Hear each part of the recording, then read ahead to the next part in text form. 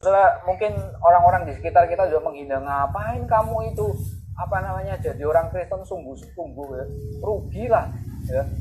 Tapi memang ikut Tuhan itu mau cari untung.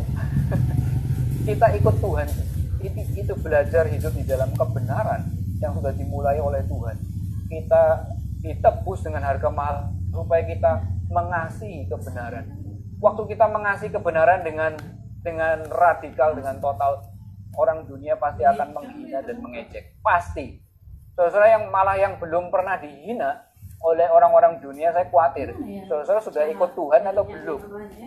Jadi kalau kita dihina, kita diejek karena kita benar ya mengasihi Dia, itu tentu kita dapat perlawanan, hinaan ya, cibiran atau sindiran. Dan saudara, berbahagialah orang yang menderita oleh sebab kebenaran. Nah, kembali ke perayaan besar kita yaitu Pentakosta. Tuhan sebetulnya memberikan satu karunia yang utama kepada gerejanya, ya. Bukan hanya kepada orang-orang besar ya, rasul-rasul, tetapi semua orang menerima a gift of speech. Itu karunia untuk ngomong, untuk berbicara, menjelaskan Injil dengan bahasa audiens yang dimengerti. Kan memang belasan bahasa itu ya. Tapi bicara bahasa juga itu dalam arti ya bahasa anak-anak, bahasa orang tua, bahasa jargon dunia kerja tertentu ya. Bahasa anak-anak muda, bahasa prokem yang zaman sekarang. Kita menjelaskannya sesuai dengan audiens kita. Untuk apa? Karena Roh Kudus dicurahkan juga cara begitu supaya ada komunikasi.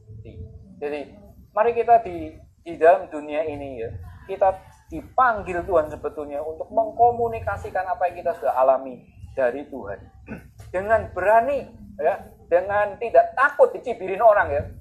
Jangankan dicibiri, mungkin dipukul mungkin ya. Kita tidak perlu takut oleh karena kita mungkin pikirannya nyeleneh aneh ya. Tapi inilah kebenaran, inilah cinta kasih Tuhan yang harus kita beritakan. Saudara, Petrus itu penakut sekali ya. Saudara ingat waktu Petrus sebelum Tuhan Yesus bangkit, sebelum menerima Roh Kudus, ditanya sama orang-orang, kamu ikut dia ya? Ini pengikutnya. Petrus tidak bisa ngomong. Bukan. Ya. Saya tidak kenal.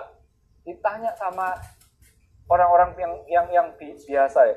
Dia takut sekali. Tapi lihat, setelah peristiwa Pentakosta ini dia ngomong luar biasa. Ya.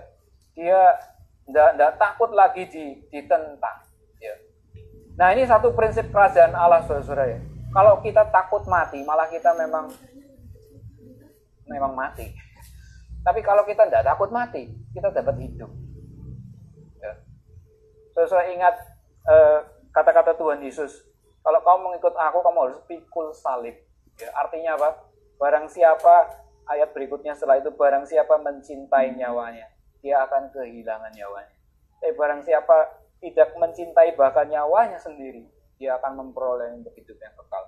Jadi nggak ada alasan lagi untuk kita merasa tidak populer, merasa tidak bisa disenangkan oleh dunia. Kita cari muka, kita pasang muka baik-baik supaya diterima oleh dunia. Justru apa yang kamu kejar, ini prinsip kerajaan Allah. Apa yang kamu kejar, kamu akan kehilangan. Kalau kamu mengejar kenikmatan dunia, kamu akan kehilangan. Kalau kamu mengejar hidup, justru hidupmu itu akan mati selama-lamanya, kekal. Ya. Tapi justru kalau kau tidak menyayangkan nyawamu, bahkan ya, kamu akan mendapatkannya untuk hidup yang kekal. Jadi saudara, saya mendorong untuk kita semua makin berfokus ya sama Tuhan, makin mengasihi Tuhan dengan tulus. Tuhan sudah memberikan kita gift of speech.